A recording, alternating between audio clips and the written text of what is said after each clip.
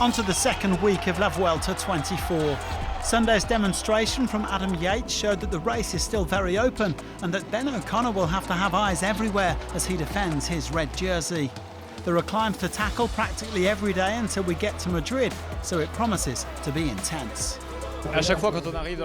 Every time you reach the second week of a Grand Tour, it's like the start of a new race. Every day we could potentially have a GC battle and an opportunity for the breakaway.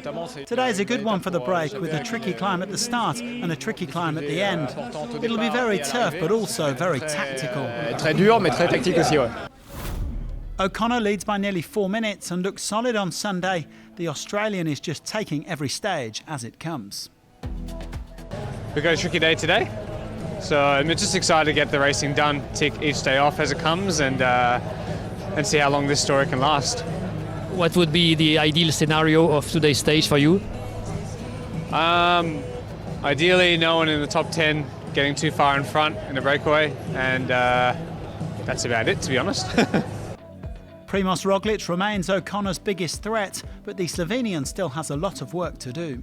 It's just tough from now on, pretty much every stage. We have to be there, we have to race it, and I mean, obviously you need a good legs to be there at the end. How is your back? Good. I mean, when I'm resting or doing nothing, really good. Visma Lease Bike have had success so far with Wout van Aert, but Sepp Kuss is trailing by more than 8 minutes overall. Probably every stage is a stage for Wout van Aert. It can be still a stage for Sepp Kuss, and it can be also a stage for someone else, I think.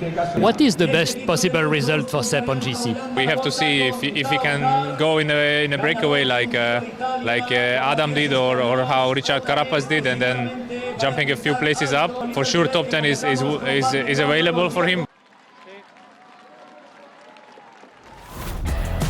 La Vuelta resumes in Galicia with a punchy outing of 160k between Ponteareas and Bayona. The early Alta de Fonfria could help a breakaway to form before a succession of 3 climbs later in the stage. The final hike at the Alto de Mugas is 10 kilometres at 6% before a downhill sweep to the finish line.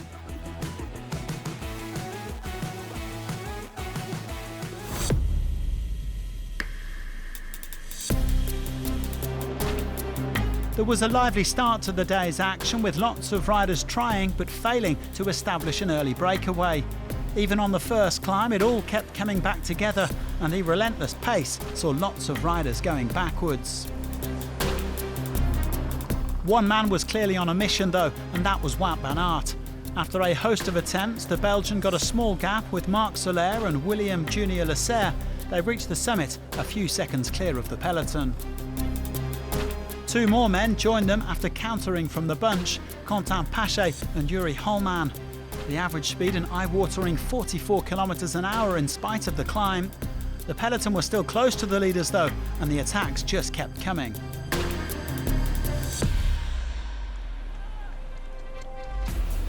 The 5 leaders were still within striking distance when Alessandro De Marchi made his move, but the Italian found himself unable to bridge the gap. At the same time, the GC teams decided they were finally happy with this move and they shut things down, so the gap quickly yawned out to more than 5 minutes. Decathlon AG2R now hitting the front for O'Connor. Everyone meanwhile seemed happier with the weather. After battling through the heat of Andalusia and temperatures of over 35 degrees, it was around 24 degrees today in Galicia.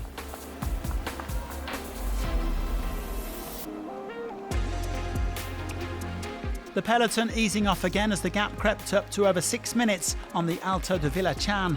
The 5 escapees set to battle for the stage honours. They certainly pose no threat on GC, with the highest placed rider, Paget, some 34 minutes down on O'Connor. Red Bull Bora Hansgrohe briefly driving the peloton, with Lennart van Eertveld in a bit of trouble, but the young Belgian did manage to scramble his way back. There wasn't much to report on the next climb, and the leaders were soon approaching the intermediate sprint. Van Aert was obviously targeting the 20 points for the green jersey, but he was also starting to think about the stage win as well. Wout van Aert wants to try and take the 20 points here by a clear margin. Well, this is a bit of a sneaky move from Wout van Aert. Everyone just expected him to go for the intermediate sprint into Abaroca and take the 20 points available towards that green jersey that he has on his shoulders. He extends his lead. He's now got 223 points in that green jersey classification. Only Pache had enough power to follow Van Aert onto the final climb. Soler and Leclerc fighting to close the gap, with Holman dropping back once the road began to rise. While Van Aert and Pache were collaborating nicely, that wasn't really the case for Soler and Leclerc. The young Belgian ended up attacking the Spaniard and going solo, but it didn't look like he would have the legs to catch the two leaders. Apart from one minor acceleration from EF Education Easy Post, it was quiet back in the peloton. Victory here was going to Van Aert or Pache, with the Belgian the clear favourite. They were soon over the climb and descending into Bayona. Soler and Holman would catch Leclerc and fight for the minor places, but all eyes were on Van Aert versus Pache. Quentin Pache is being forced to lead it out. He wanted to try something from a long, long way. He seems confident in his abilities. He's going to hold the right-hand side of the road, but immediately with the big acceleration, it's Wout van Aert who comes into Bayona. 1 bike length opens up to 2, and Wout van Aert is going to make it 3 victories in this year's Vuelta a España, 12 Grand Tour stages to his palmares, and after 134 kilometers in the breakaway, it's Wout van Aert who wins for Visma Lease Bike. Van Aert completing his hat-trick at this Vuelta with his family watching on. The 29-year-old's looking on supreme form as he builds towards the World Championships next month.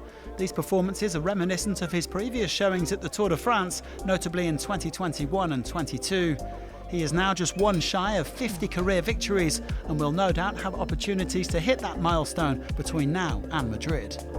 Attila Valter this morning said any stage is a Wout van Aert stage.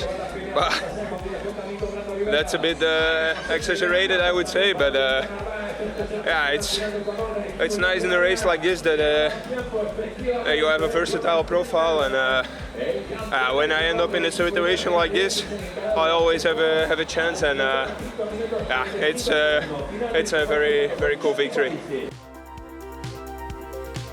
Van Aert easily seeing off Pache to take his 5th win of the season. Soler led in the chasers at 2 minutes and 1 second, with the peloton at 5 minutes 31. No changes at the top of the GC, with O'Connor still 3 minutes 53 clear of Roglic. Giulio Ciccone abandoned due to a knee injury sustained in a crash on the weekend. With a maximum haul of 40 points today, Van Aert now has a big lead in green. He is 81 clear of Caden Groves, with no flat sprint stages remaining. Adam Yates nearly lost the polka dot jersey today to Van Aert. They're level on points, but Yates remains ahead because he's been over bigger climbs. And Florian Lipovitz is still our best young rider, ahead of Carlos Rodriguez and Matthias Skjelmoser.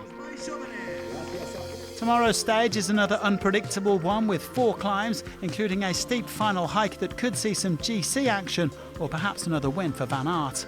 Join us for that on Wednesday, and thanks for watching.